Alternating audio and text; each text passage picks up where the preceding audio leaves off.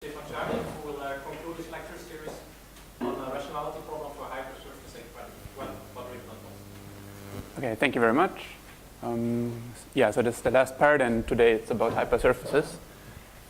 So I want to disprove rationality. In disproving rationality, you may as well assume that the field is algebraically closed, in contrast to the first talk. So let's assume our field is algebraically closed, and then I want to look at a hypersurface, smooth projective, smooth projective hypersurface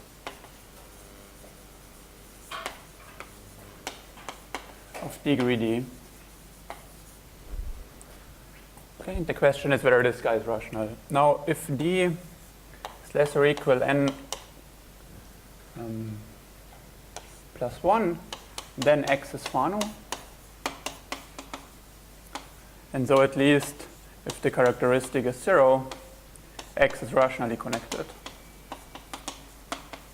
So this is the interesting range where we might want to understand where the hypersurface is rational. And the conjecture, well, there are different ways. Let me put the following conjecture. So where k is the complex numbers, so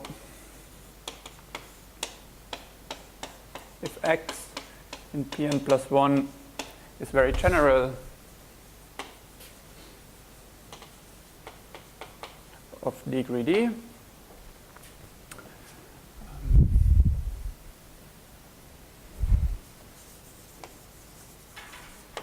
d at least 3, then x is irrational unless n is 2, where x is a cubic surface and it's rational. So I guess this is a folkloric conjecture. So we don't know. Yes, the remark. So apart from some even-dimensional cubics, no smooth hypersurfaces of degree bigger or equal to 3 are known to be rational. So in particular, no smooth projective hypersurface of degree at least 4 is known to be rational. Hence the conjecture. And then, of course, the conjecture is known in dimensions less or equal to 3.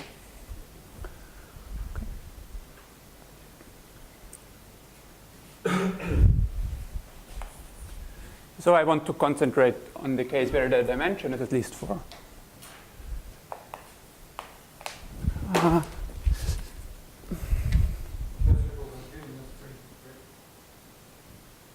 Yes, but it's also known in dimension 1 and 2. Yeah.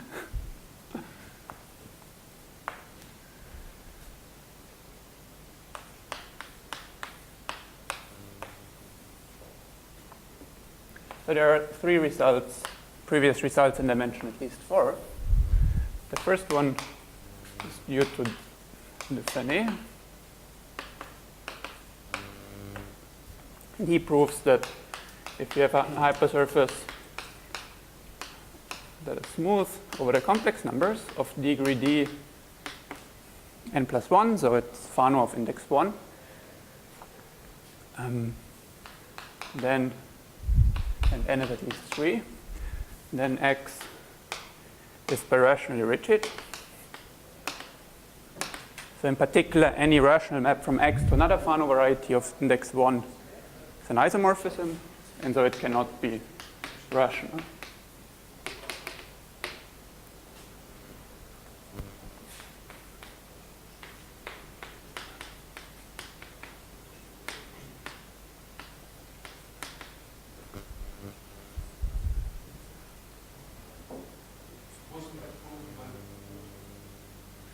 Yes, okay, so I should put more names here. Many names. So there is a overview paper by Koller, and it has a title, and in the title I think there are maybe 8 authors. So it's Iskowski, Manin do it in dimension 3, then Puklikov dimension 4 and 5, but the general statement is due to Tiffany, the final one. But yeah, you're absolutely right, there are many authors.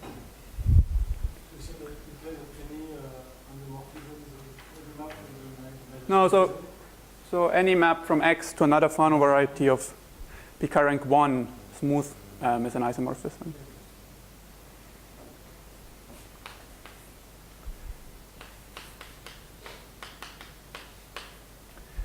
Okay, then Koller looks at a very general hypersurface, and the degree should be at least 2 times n plus 3 half. And then X is not ruled. That's his conclusion. So that means that X is not birational to P1 times another variety. In particular, X is not rational. It should be fine, so it's not so much. I agree. Sorry. That's my favorite mistake. Yeah. No, thank you. Yeah, I made a mistake.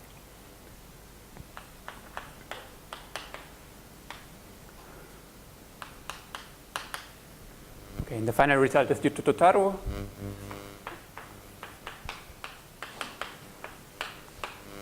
Again, very general. And the degree is at least 2 times n plus 2 over 3.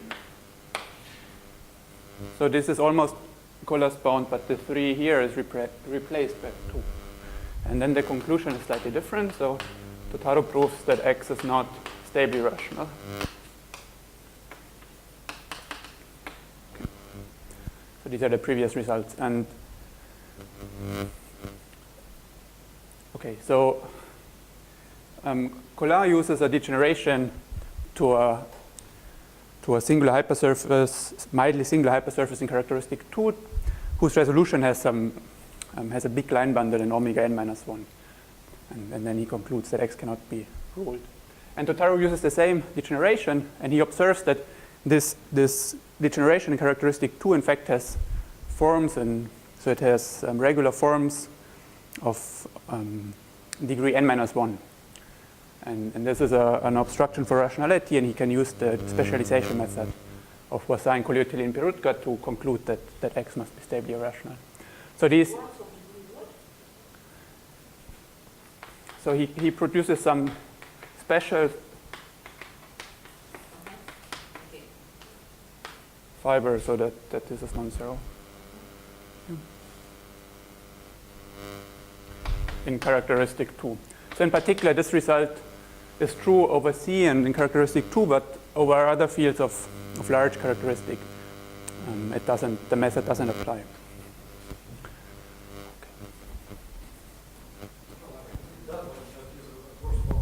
That is right, yes. But that's what I meant. So if I fix a dimension and I have high characteristic, then my bound will exceed the Fano range. No, but you're right, yeah.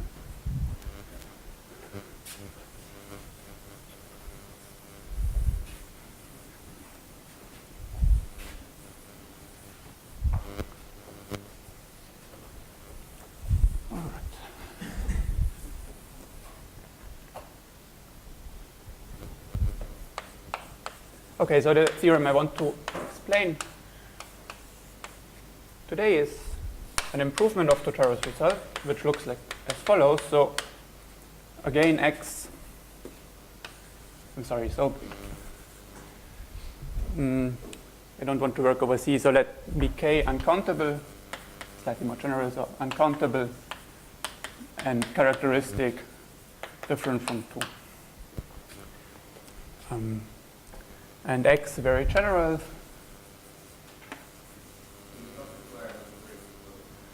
No.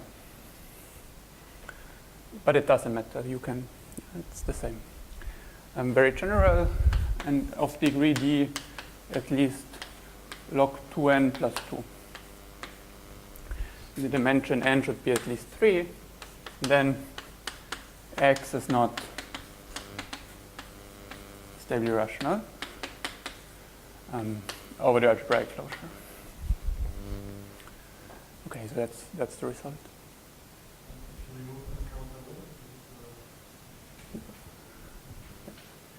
The statement is empty. You have an uncoupled to make sense to very general. Exactly. And if k is small, I can still find examples.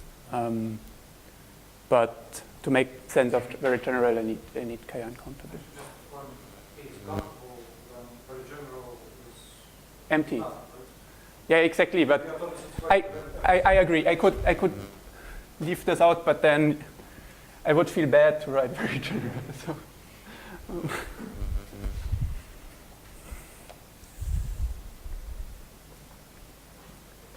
all right, so let's see. So for n equals 4, what do we get? 2 plus 2, so we get that d must be at least 4. And now if you look to the other theorem, the Taros bound is also 4.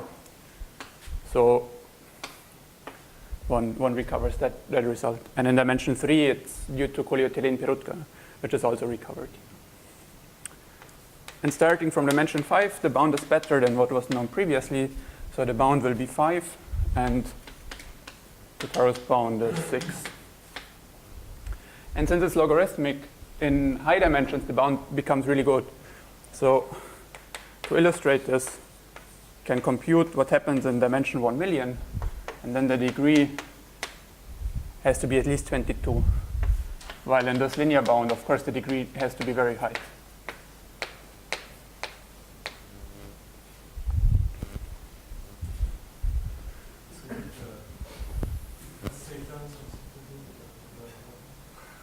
Sorry?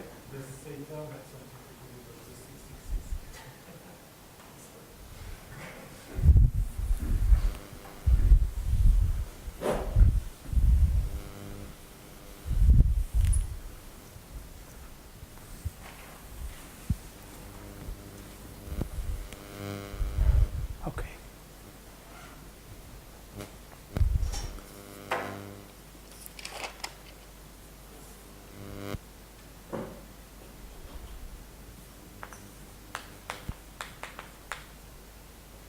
Maybe not sketch, but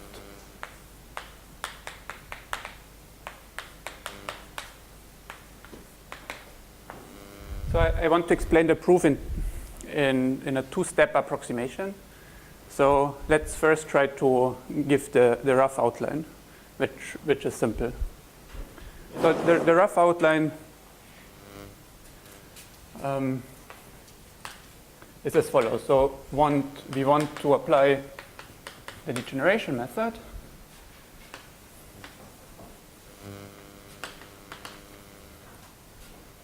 So the degeneration theorem. And that means that we need to find a hypersurface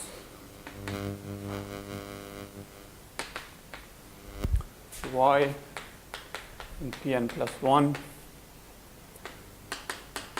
such that two things are satisfied. So this obstruction for rationality needs to be satisfied. So there has to be some non-zero unramified cohomology class.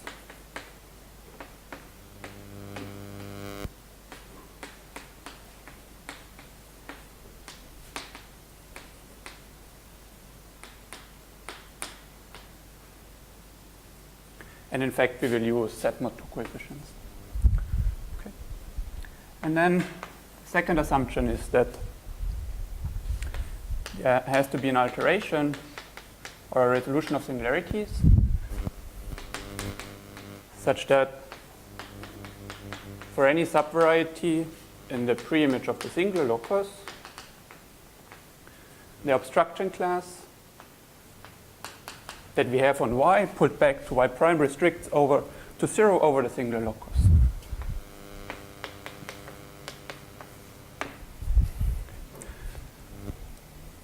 Okay, so that's what we have to do. And I want to emphasize again that it's really important to have both conditions. So there is no way that you could get away only with one condition. And the example, if you have, say, a cubic, a high-dimensional cubic, you can always degenerate to a cone over an elliptic curve. And this will always have unramified cohomology with set mode 2 coefficients and with all other coefficients, set mode 8, whatever you want. It has even unramified cohomology with set coefficients. But of course, that does not prove that cubics are irrational, because you need to take care of the singularities. And that's taken care by this vanishing condition. So one really has to be careful that both things are satisfied. Okay.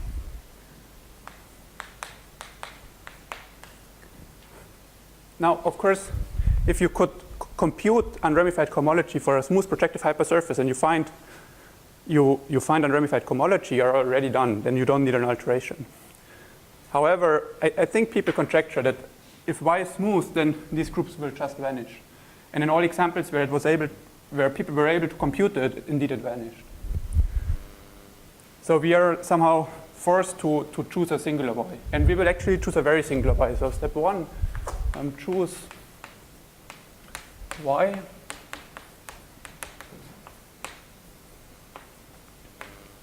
of degree D with multiplicity d minus 2 along an R plane P. So it's very singular along an R-dimensional linear subspace. And then projection from P yields a map from the blow-up to a projective space whose dimension, okay, now I have too many little n's. I apologize. So please let me change the little n here into a big N. Okay. So that my base of the quadric vibration is little n. That's my convention. I'm sorry. So this little n is now the dimension of Y minus the dimension of P. So it's big N minus R. Now, Y had degree d minus 2 along multiplicity d minus 2 along P. That means that the generic fiber has degree 2, so it's a quadric.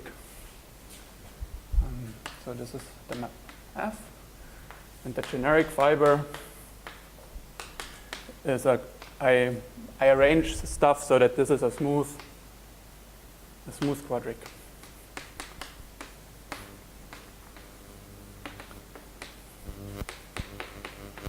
Okay, that's step 1.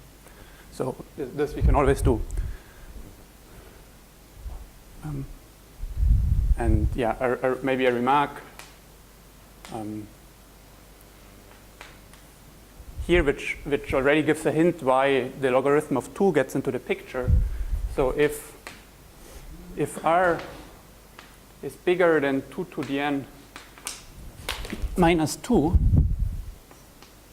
then Y is rational by Lang's theorem.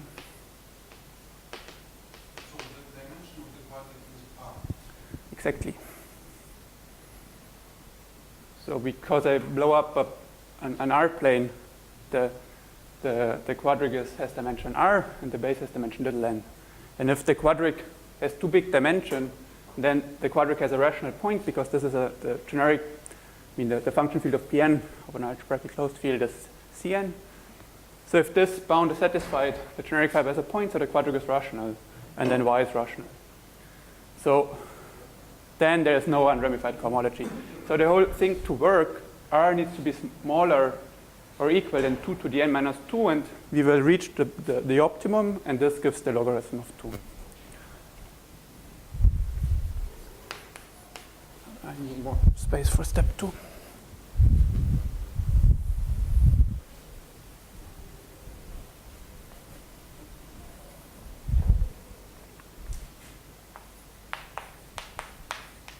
So step 2 is the hard part. So that's the heart of the matter. So choose Y as in step 1, but now specialized such that the following holds. So such that there is alpha a class on the generic point of Pn of degree n,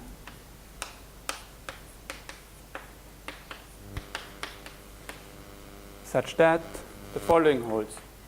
So if we pull back this class on the generic point of Pn via this vibration into quadrics, we get a class on the blow-up of y. And I want that this is unramified.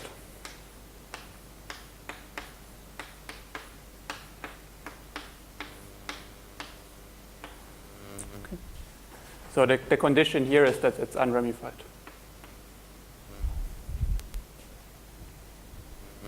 The second condition is that the pullback should be non-zero. So 1 and 2 will guarantee that condition O is okay. Because this unramified cohomology is a birational invariant. So, okay, I wrote blow-up of y, but I could write y as well. The group doesn't change.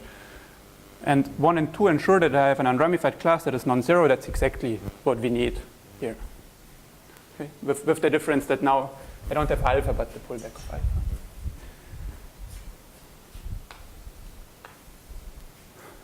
Now we need to ensure that this vanishing condition is okay.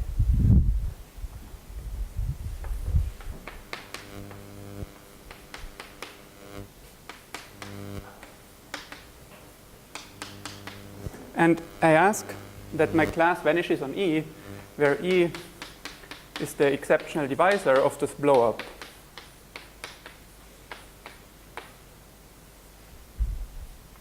This is not quite what I ask in the vanishing condition. So in the vanishing condition, you need to check this vanishing for everything that lies over the singular point of y. Of course, y is very singular along P, and if you blow it up, you get this exceptional divisor, and certainly you want that vanishing.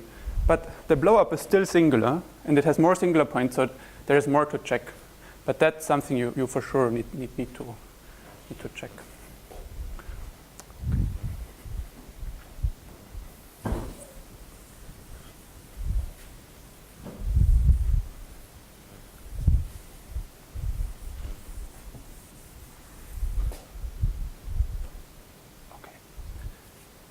And well, that's it. So the step 3 is just to conclude.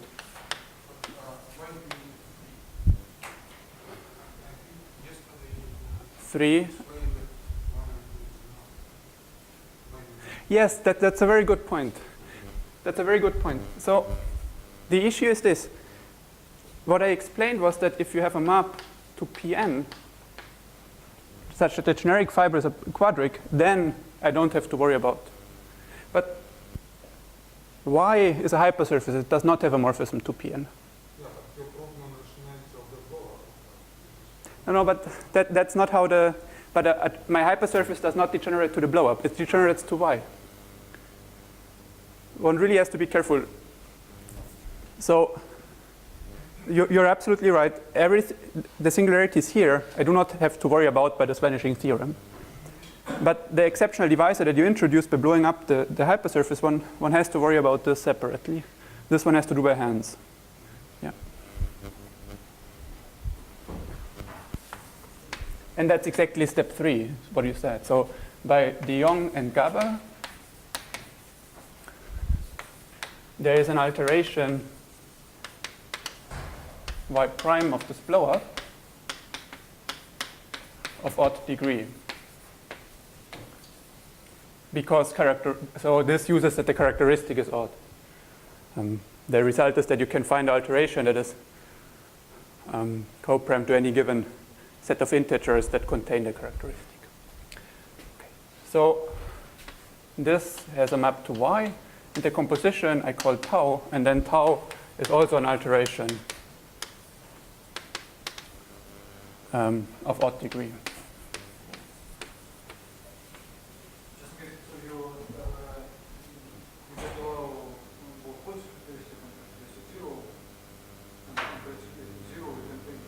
A resolution, yeah, exactly. I want to have some degeneration No, I just stay in the same characteristic. Yes, yes, exactly. So it's really just to say something about positive characteristic. Yeah. No, no.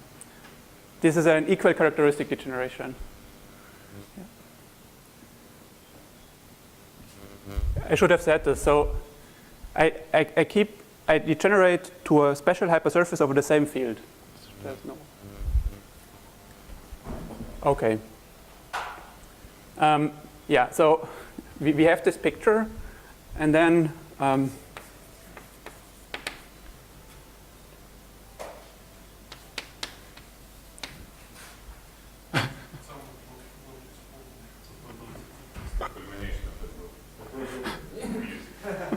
okay. Yeah. Okay. So, well, we need to check V. So let F in, you know what? Let me. May I call this F?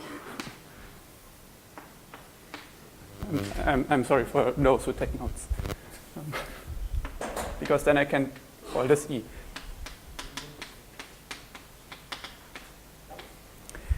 So we need to look at a subvariety of the single locus. And we need that this, so the blow-up has a map to Pn, that's F. And that's maybe T prime. And then we pull back, let's see, alpha to this blow-up, and then we pull it back to Y prime. And the whole thing we restrict to E. And we need that this vanishes. And this is okay by the vanishing theorem I explained last time. If tau prime, so this map maps E to the single locus of this blow-up. That was the statement last time. If you have a map to Pn whose generic fibers are smooth quadric, then my class will vanish over the single locus. But the issue is that we blow up P. So this has more singular points than that one.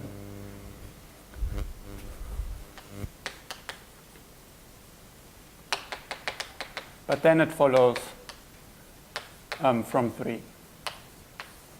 And so we are done. Because the additional singularities are exactly captured by this exceptional divisor that we introduced by blowing up P. But don't you need to check any subvariety? Yes, yes, but the point is that I agree with you. I could have written here that I have to check it for all subvarieties, but the point is that what is this F? So this exceptional divisor has itself a map to Pn, and the generic fiber is a smooth quadric. In fact, it's a subquadric. Yes, it's a subquadric of this generic fiber here. Of Q, which. And the fact that it's smooth somehow allows me to reduce to this case. But yes, but if it's not general, then I can use the first fact. So if this E does not map to the general fiber, the generic point of E does not map to the general fiber, that exactly means that it maps to the single locus of, or that it does not dominate Pn. And then this previous theorem applies. Yeah, so I agree I was a bit sloppy. But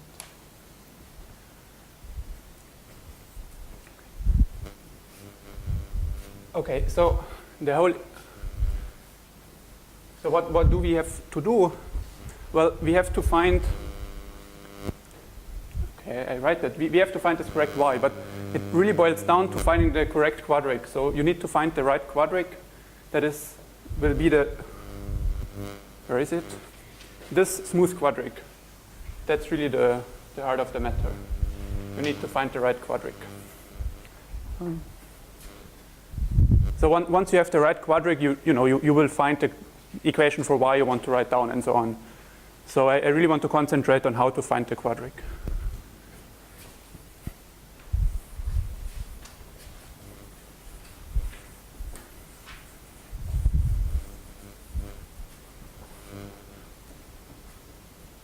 So this was the outline, and now I want to give more details on the construction of y and alpha.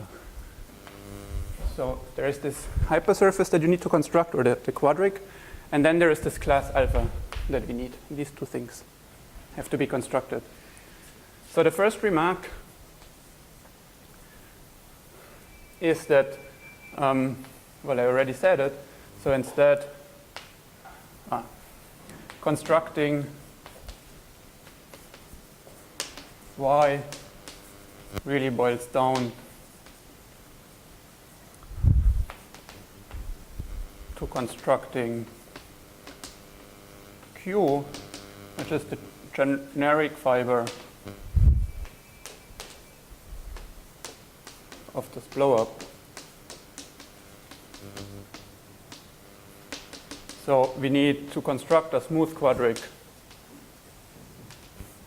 over the function field of Pn.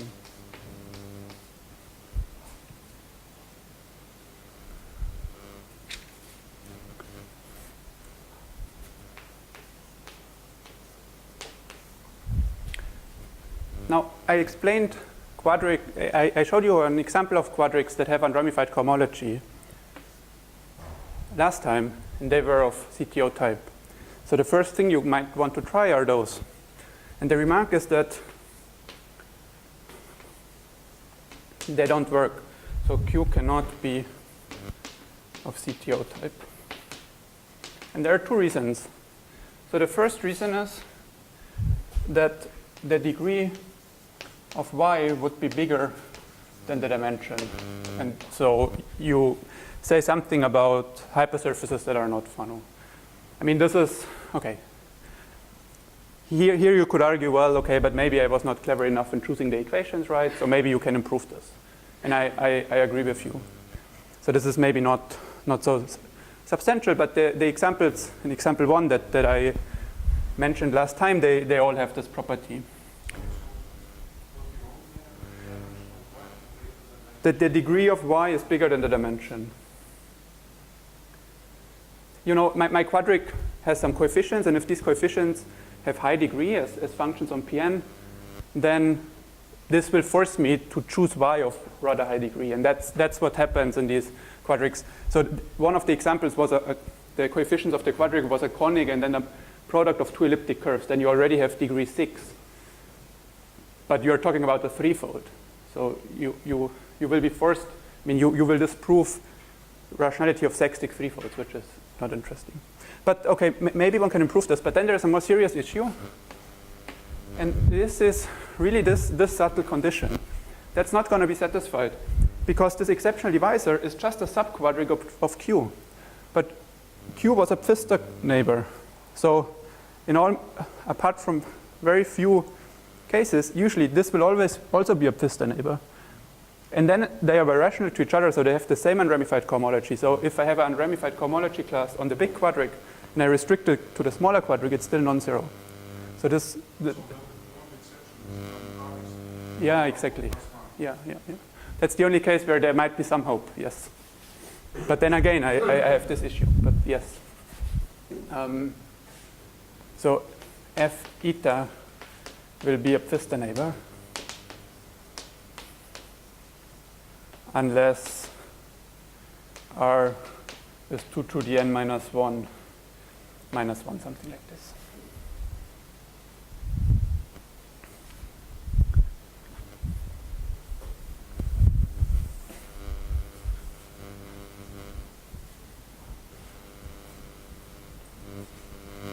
All right, so example 1 doesn't really work. Then there was example 2 by Hasse-Perutka-Zinkel, and I recall the equation.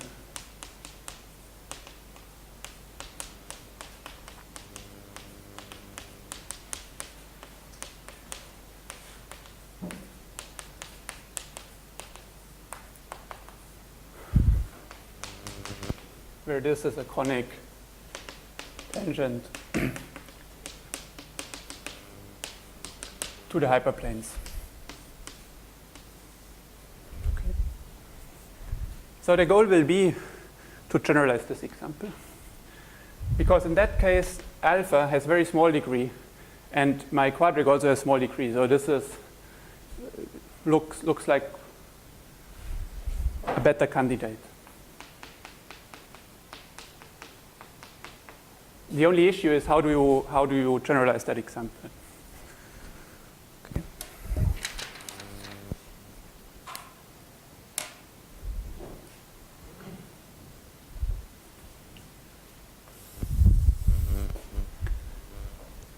So this construction of the CTO type quadrics relied on that theorem of Olof Wyszynski, where, by the way, I missed last time that the characteristic has to be 0. But okay. This relied on that result that explained the kernel of the pullback map explicitly. My quadric cannot be a Pfister neighbor for this reason 3, so I'm not able to use that result. I don't think so. Yeah, you can have a look. But the reduced part is zero to the there is a vector argument in the concept. Yeah, maybe. It doesn't matter too much, but okay. No, I'm not going to use that theorem. I can't, because it only applies to Pfister forms, and I can't use Pfister forms because of this condition 3. Because I need a class that is non-zero in this big quadric, but a codimension 1 subquadric, the class has to vanish. That's the issue. So if my quadrics are stably birational to each other, that's not going to happen. No, but I use another theorem. Which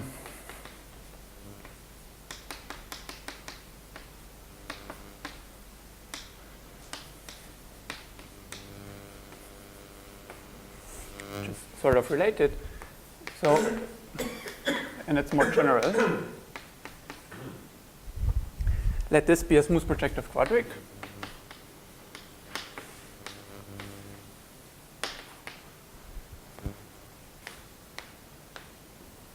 Alpha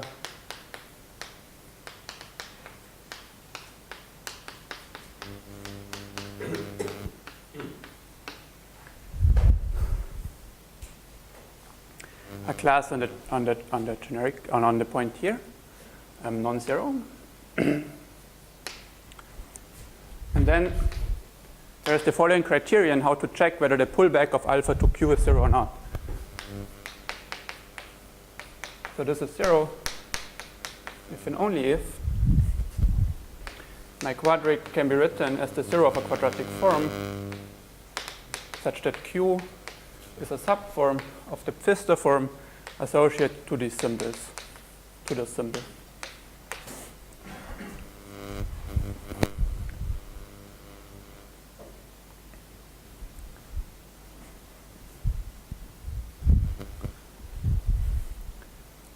So checking whether the pullback is 0 boils down to understanding whether Q is a subquadric in here.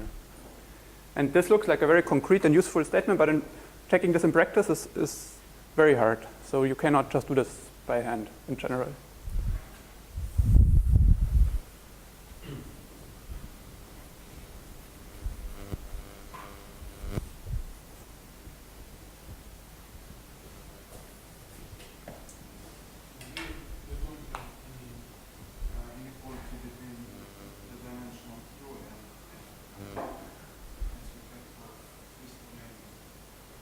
Yes, there is no.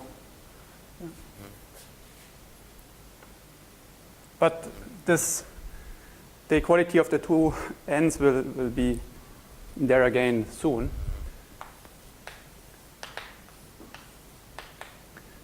Okay, so the construction will be based on that theorem. And Wojewodsky only goes, so this was known in K-theory mod 2. This is classic, and then to get it in cohomology, you need the Milnor conjectures. So I wanted to explain the construction of Y, or rather of the quadric and of this class, and I can write down the class, so I use the simplest symbol that you can write down. Just this one.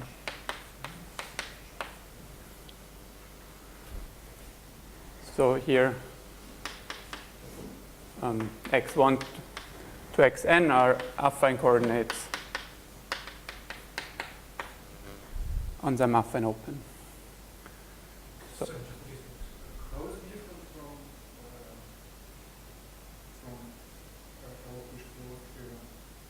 theorem? how this is different from the previous one? So in the previous one, this was really a statement about any element in cohomology, so not a decomposable one.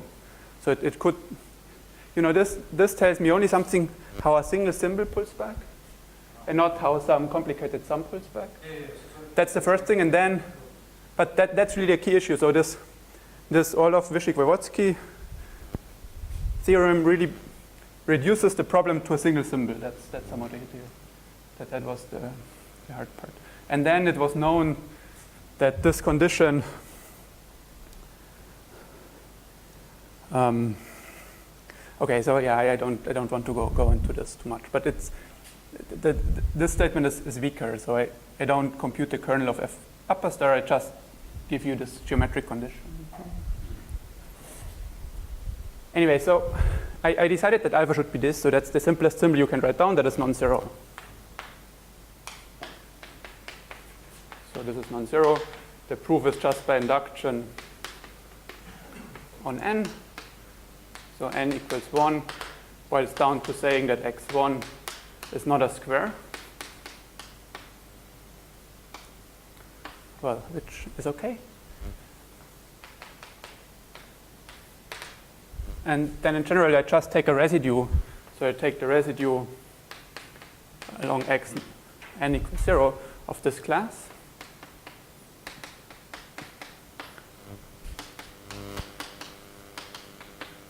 And what I will get is just the analogous class where I leave out xn, which now lives on this hypersurface, this hyperplane, which is a Pn minus 1.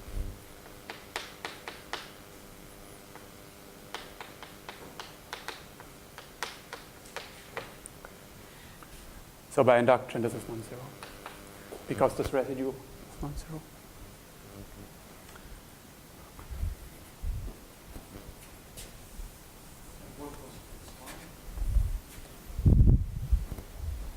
Here.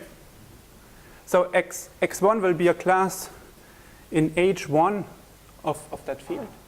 And h1 are the units mod the square, so I only have to check that this is not a square. That's what I...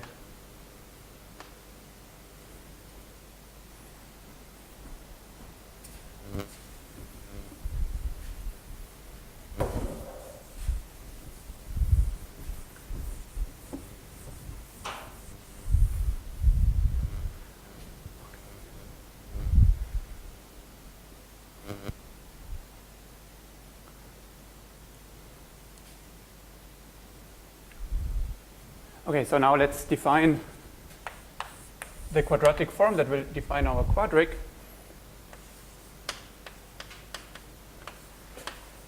So this is the first approximation of the definition. So I take a one-dimensional quadratic form that is given by some g, and I will specify it later. And then I take the orthogonal sum with another quadratic form.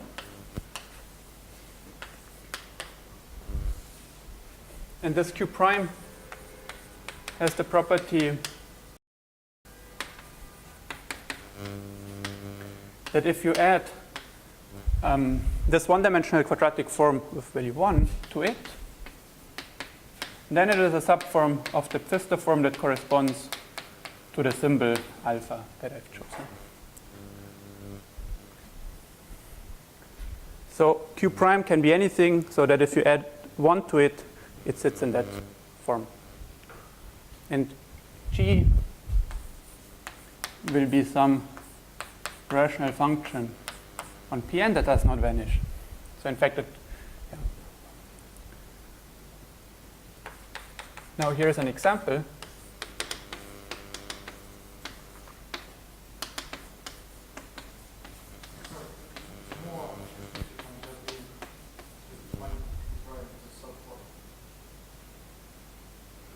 Sorry? You say that something was deprived of a subform of the Pfister form, right? Yes. So in particular, the prime Yes. And then, so you say Q is, so if you prime is a subform, but then we have something that is G. Yes. So G is of one prime. Yes. G is a invertible function on Pn. Not a square. So far it might be a square, but later it will not, yeah.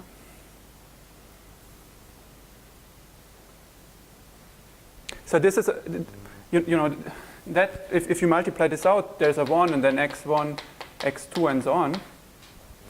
And that condition really means by Witt's cancellation theorem, you can cancel the 1 here with that one. And then that just means that Q prime is a subform of this Pfister form where you have all the monomials in the xi's, but not 1. So this is a concrete condition. Okay, so I want to apply this theorem to that example. So Q is this example. And then by the theorem, if I pull back alpha, I get 0 if G is a square. Right? Okay, so if G is a square, then this one-dimensional quadric is just isomorphic to the one where there's a 1.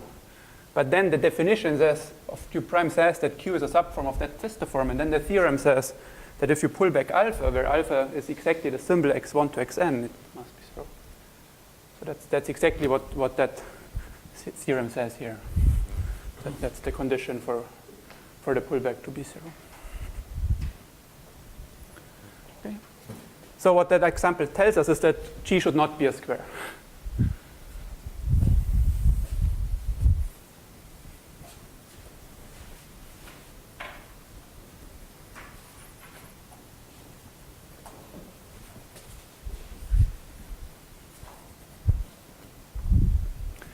So now let's define G.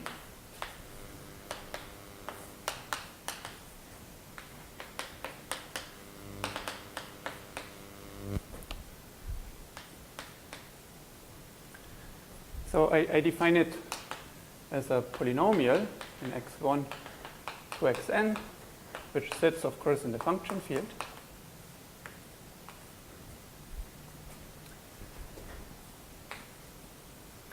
And here this big G is a polynomial that is general, and its degree is n plus 1 round down, half round up. So roughly speaking, it's more or less n half. Okay, but otherwise it's general. And what is this T?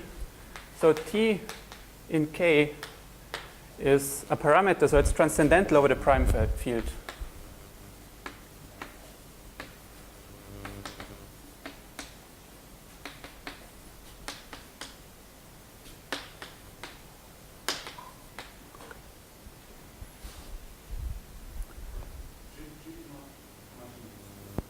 No, I abolished x naught from the whole picture, so nothing is homogeneous now.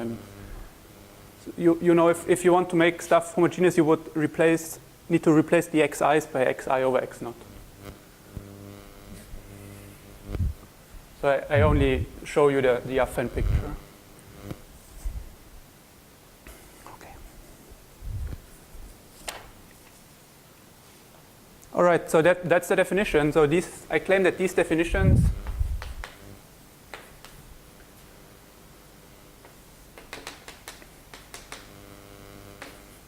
with these definitions, 1, 2, and 3 hold.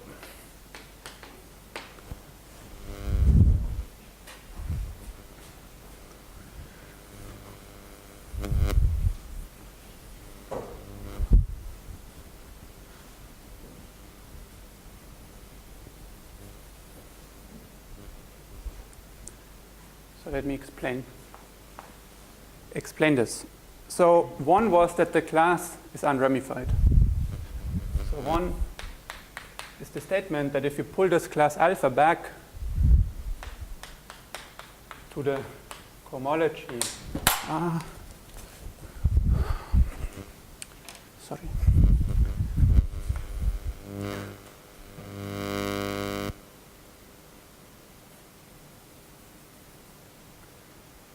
Okay, so I have here the function field of Pn and then this quadric over that function field.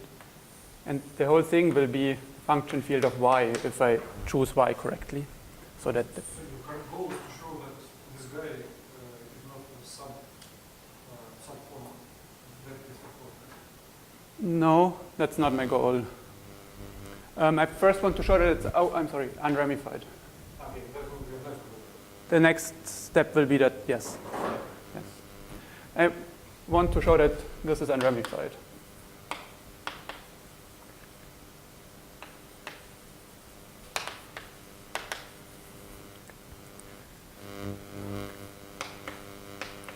On this blow-up. So I assume that we have constructed a blow-up, a hypersurface such that this blow-up has this map to Pn, and the generic fiber is this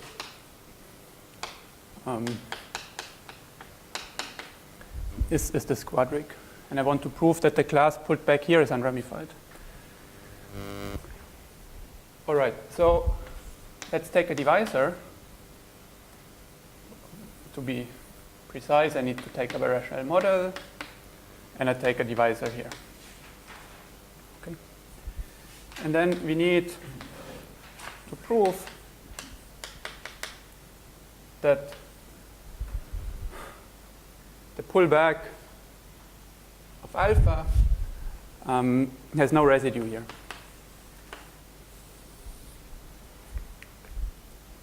So there are two cases. Case one, maybe this, I assume this is a map, and I call this phi. And I need to pull back with phi. Okay, case one. Let's call the composition G. And I can map down this divisor to Pn. And if this does not lie in the union of the hyperplanes,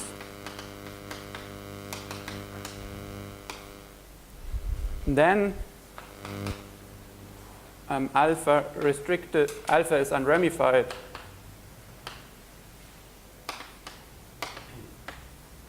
at this image, and so the pullback is unramified. So G upper star alpha is unramified at D.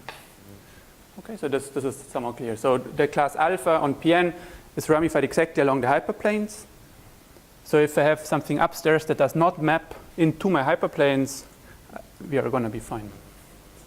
So the issue is if this sits in xi equals 0. All right, but what happens? So etal locally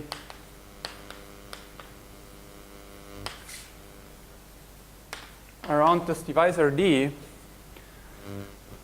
xi vanishes. Then by Hensel's lemma, so mod xi, G is a square by this construction. Hensel's lemma says us that in the completion of the local ring, G will be a square. But now what happens if G is a square? Look at this example. So if G is a square, then the class is 0.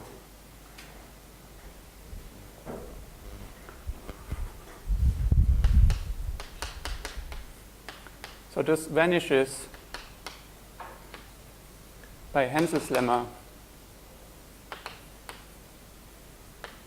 and the example.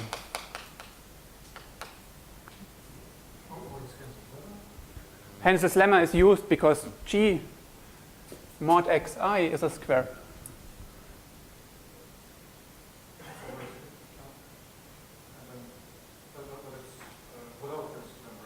Sorry?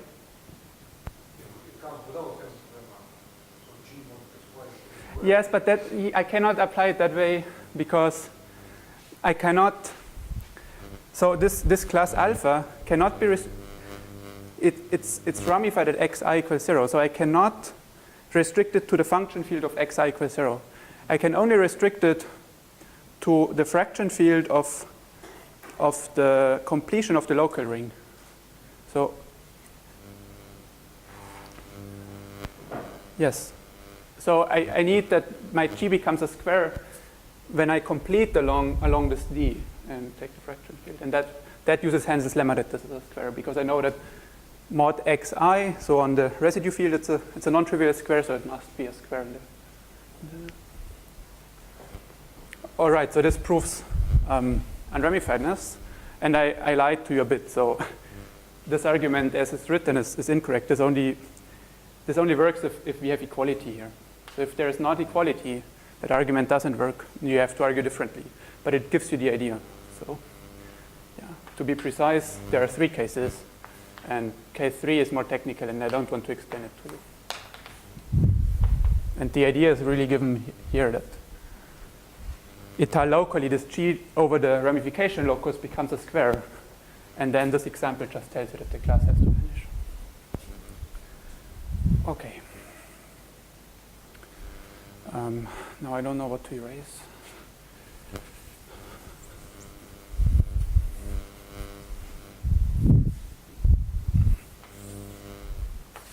Two, this class is non-zero.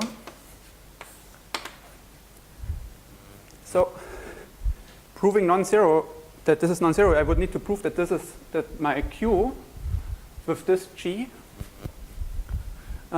is not a subform of the corresponding Pfister form. And I tried, but I think this is completely impossible in general. So only if the 2 forms have the same dimension, then by Witt's cancellation theorem, I can cancel this Q prime, and it boils down to G being not a square. But otherwise, it seems hard. I don't see how to do this.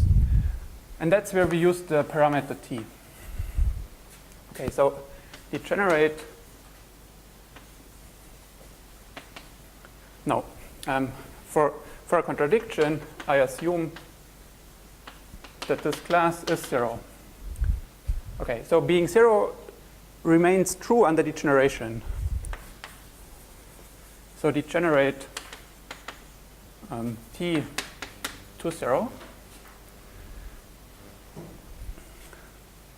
Oh, okay. I'm sorry, I missed one other assumption. So here I also want that x1, x2, and so on, xn sits in Q prime. This is important in step 2. This is possible because that monomial will pop up if you multiply this out. So I can always assume this. It's a monomial, yes. It's this monomial.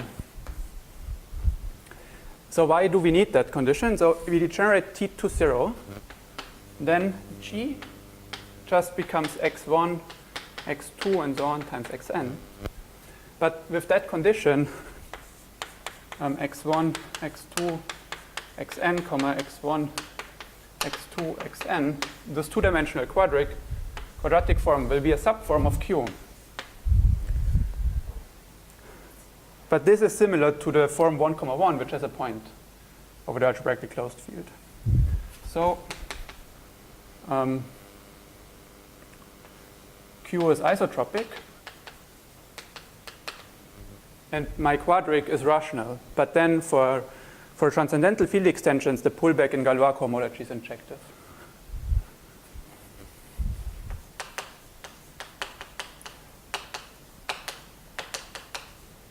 So if Q is isotropic, the pullback is injective.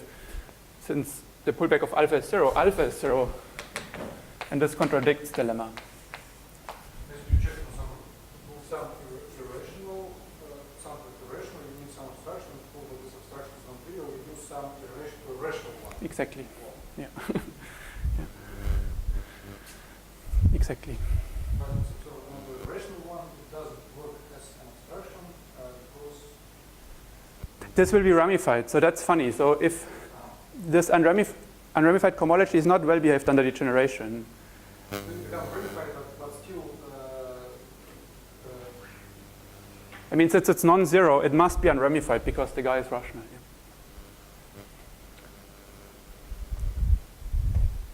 Okay, so now we used T and we used this one. I can erase this to prove the last condition.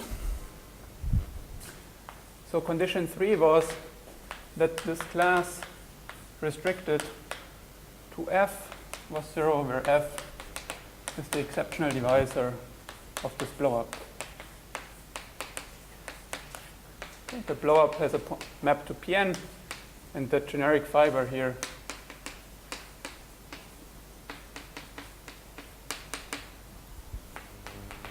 is a subquadric.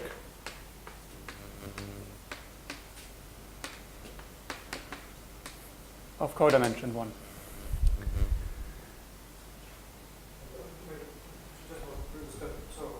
Actually, chose T to be incidental, but you actually use something like this, like very general or general. Did you really use it incidental? You need a degeneration. So if we are in characteristic 0, T could also be a prime. You just need you need one more. Your field needs to have one more degeneration, so that, I mean, when I'm sloppy here, so what I mean by this is really that there's a discrete valuation ring, so that the generic fiber is isomorphic to my y, and a special fiber is isomorphic to this thing, which will be rational. And then, assuming that my class vanishes on the generic fiber, it vanishes on the special fiber, I get a contradiction. But so you either need one transcendental element in your field, then you can do equal characteristic degeneration, or you are in characteristic 0 and you use a prime. So this last step is important, and we need to check that this abstraction class, which is non-zero on the big quadric, is 0 on a codimension 1 subquadric. And depending on how we choose the equation of y, this subquadric will be flexible somehow. So it's enough if I find one subquadric that has that property, then I can write down the correct equations for y so that this subquadric shows up as f. I guess you can believe this. So we need to find one subquadric of this quadric, big Q, such that my class for sure is 0 here. Okay, but if you look at that equation, it's clear which subquadric to take, that one that is given by Q prime. So we just arrange that f eta is given by Q prime. Q prime has the property that if you add something to it, it sits in the Pfister form. So it sits itself in the Pfister form.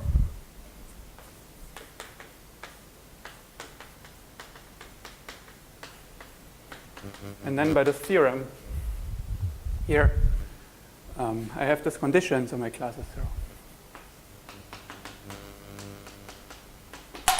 On the generic fiber, and you know that's enough.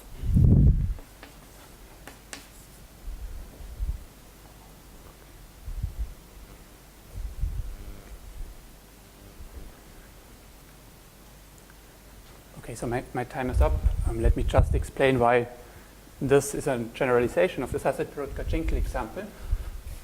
So this is the end. Yes.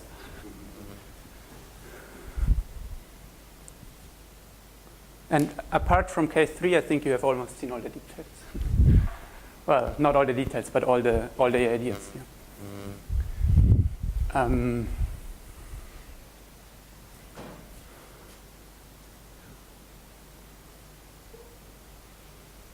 So these quadrics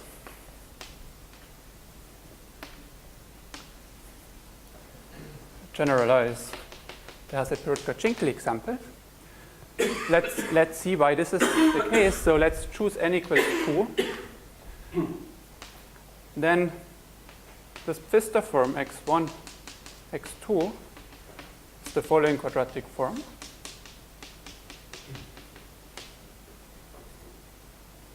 So I can choose as Q prime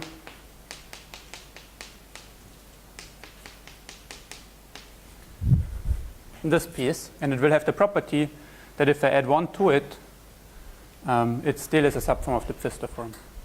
And then for G, I don't use, well, I erased it, but I don't use the G that I've defined, but I just use this F. This conic.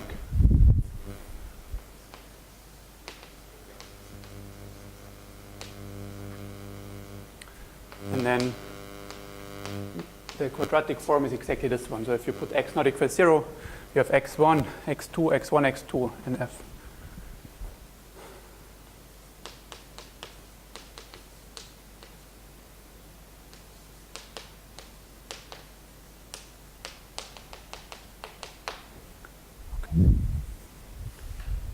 Okay, I stop here.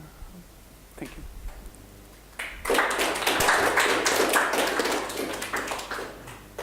Very much. Any questions or comments? Yes? I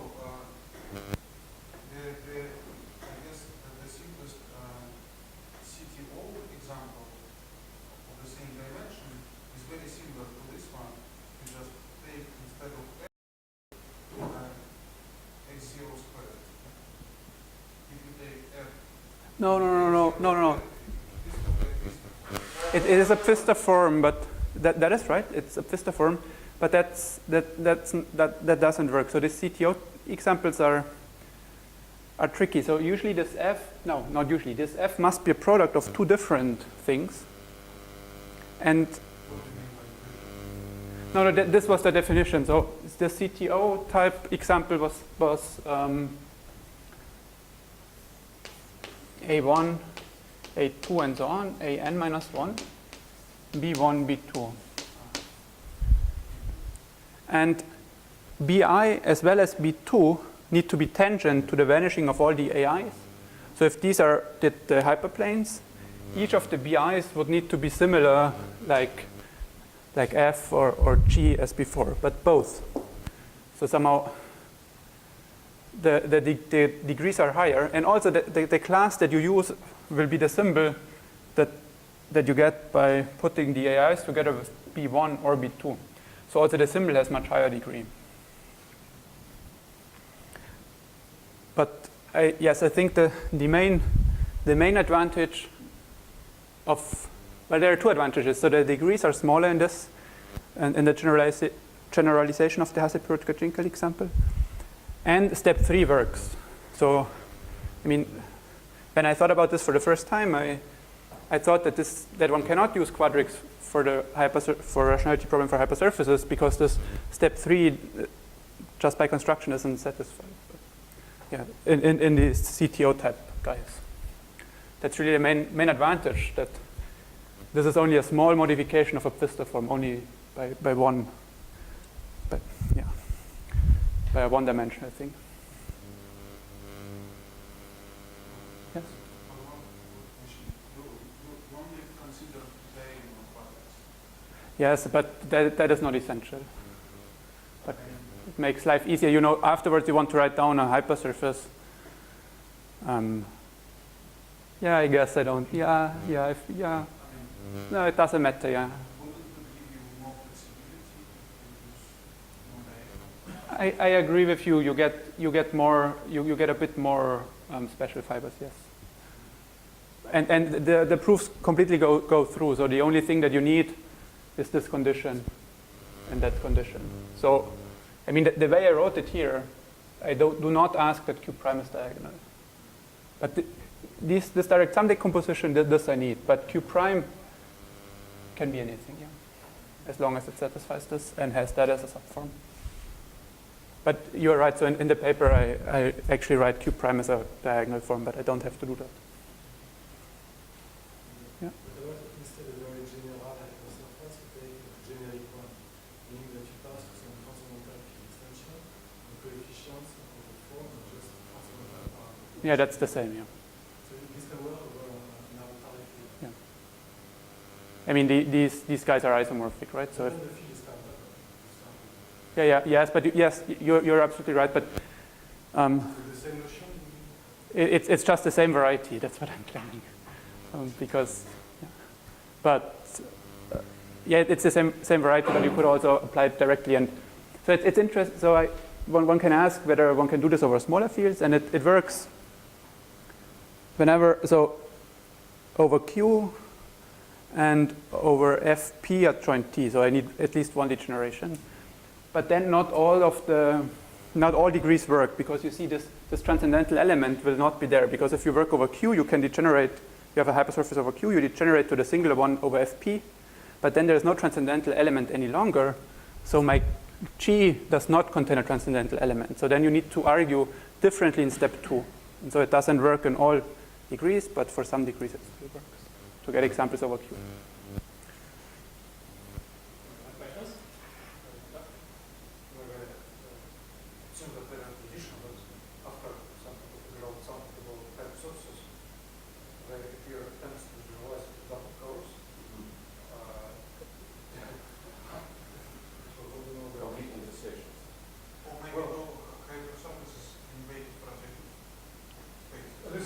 don't step. Sorry. Yeah, so for double covers is not an issue, so I have a small, I treat them in the paper in a small section, so this essentially works exactly the same way. Double covers. So you also have some natural examples with quadratic bundle structure? Exactly, so you do the same thing. So if you ramify along a hypersurface that has high multiplicity along linear subspace, then this will be a quadric bundle. So the example is, the simplest example is these double solids where you have a 2-to-1 cover of P3 branched along a degree 4 equation with a double point.